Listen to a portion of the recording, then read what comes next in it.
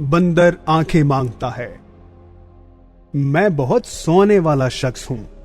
अगर कोई परेशानी, अंदेशा या जरूरी काम ना हो तो मैं मुसलसल 14-15 घंटे सो सकता हूं।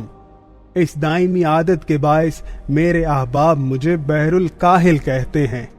लेकिन पिछले 2 हफ्तों से मेरी नींद अचानक कम हो गई।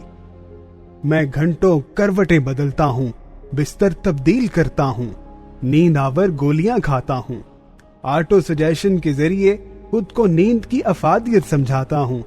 लेकिन इन तमाम कोशिशों के बावजूद बमुश्किल 2 घंटे सो पाता हूं। इस कच्ची पक्की नींद में भी हर 10 मिनट बाद मेरी आंख खुल जाती है। मैं हड़बड़ा कर उठ बैठता हूं, सरहाने के नीचे हाथ मारता हूं, टटोल कर अखबारी कागज का वो टुकड़ा निकालता हूं, आंखें मलमल कर उसे देखता हूं। जाविये बदल बदल कर गदले मटियाले कागज पर छपी बंदर की तस्वीर देखता हूं। मुझे ये तस्वीर हर बार अपनी आंखें वापस मांगती महसूस होती हैं। उसके पपोटों की खराशें, उसके चेहरे का कर्ब और उसकी ढलकी गर्दन का दुख इस तरह चीखता चिल्लाता और सवाल करता दिखाई देता है। ये तस्वीर 2 हफ्ते कबल एक अंग्रेजी रोजनामे में छपी थी। मेरे बेटे ने उसे काट कर मेरी राइटिंग टेबल पर रख दिया था। मैं उसे एक मजाक समझा। मेरा बेटा अक्सर अखबारात से जानवरों की तस्वीरें काटकर उनके ऊपर ये आप हैं लिखकर मेरी टेबल पर रख देता है। मैं कागज के उस टुकड़े को मुस्कुराकर टोकरी में फेंकने लगा, लेकिन फिर अचानक मेरी नजर कैप्शन पर पड़ी।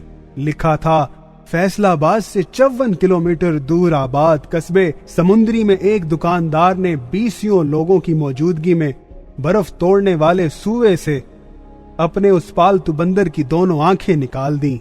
बंदर ने दुकानदार के छोटे बेटे को लाड में पंजा मार दिया था। मैंने अखबार का तराशा टोकरी में फेंकने की बजाय सरहाने के नीचे रख लिया। बस यही मेरी गलती थी, क्योंकि उसके बाद मेरी आंखें नींद, मेरा दिमाग चैन और मेरा जिस्म आराम को तरस गया। मैं खाना खाने बैठता हूं तो मुझे गोश्त, तरकारी, ऑमलेट से ताजा खून की बू आने लगती है। मैं अखबार खोलता हूं तो हर लफ्ज आंख बन जाता है। मैं किताब उठाता हूं तो हर वर्ग पर ढेले बिछे नजर आते हैं। मैं बाहर जाता हूं तो मुझे हर गुजरने वाला शख्स आंखें मांगता दिखाई देता है।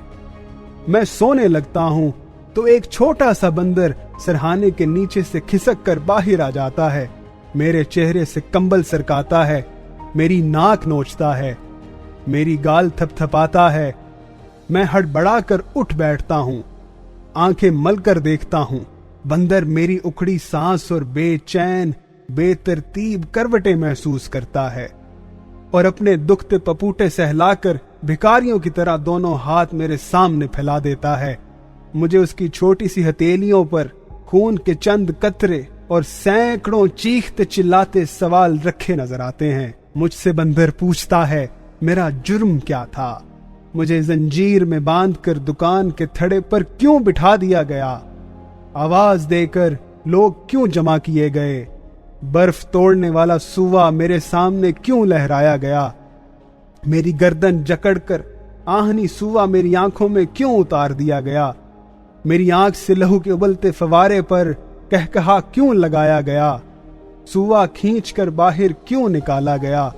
दोबारा क्यों लहराया गया? मेरी दूसरी आंख में क्यों पिरोया गया? मुझसे बंदर पूछता है, इंसानों के इस जंगल में मेरा फैसला कौन करेगा? मेरा मुंसिफ कौन होगा? मेरी अदालत कहां लगेगी? मेरा जज, मेरा वकील, मेरी मसल, मेरा मुकदमा, मेरा हरकारा, मेरा रीडर कहां है? मेरा एहतजाज कहां रिकॉर्ड होगा? मेरी आवाज कौन सुनेगा? मेरी जंजीरे अदल कहां नस्ब है? मेरा जहांगीर, मेरा नवाज शरीफ कहां है? मुझसे बंदर पूछता है, मुझे मेरी आंखें कौन लौटाएगा? मेरी खामोशी, मेरी बेजुबानी को जुबान कौन देगा? इंसानों के इस जंगल में मेरी तर्जुमानी कौन करेगा? रात के आखिरी पहर, कोहर में लिपटी रात के आखिरी पहर, मैंने कई बार सोचा मैं हाथ आगे बढ़ाकर बंदर के पपूटों पर उंगलियां फेरूं, उसके जख्म सहलाऊं, उसकी थोड़ी जरा सी ऊपर उठाऊं, चुटकी बजाकर उसे अपनी तरफ मुतवज्जा करूं।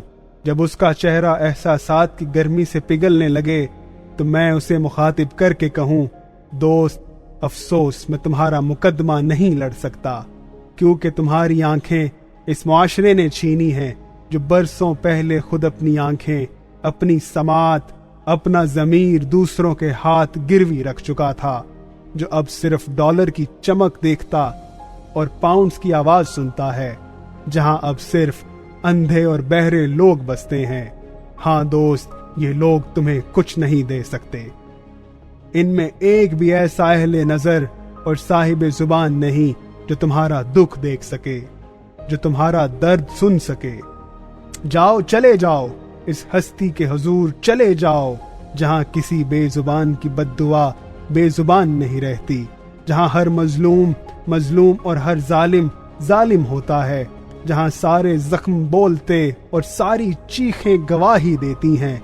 चले जाओ, यहां से चले जाओ, यहां तुम्हें कुछ नहीं मिलेगा।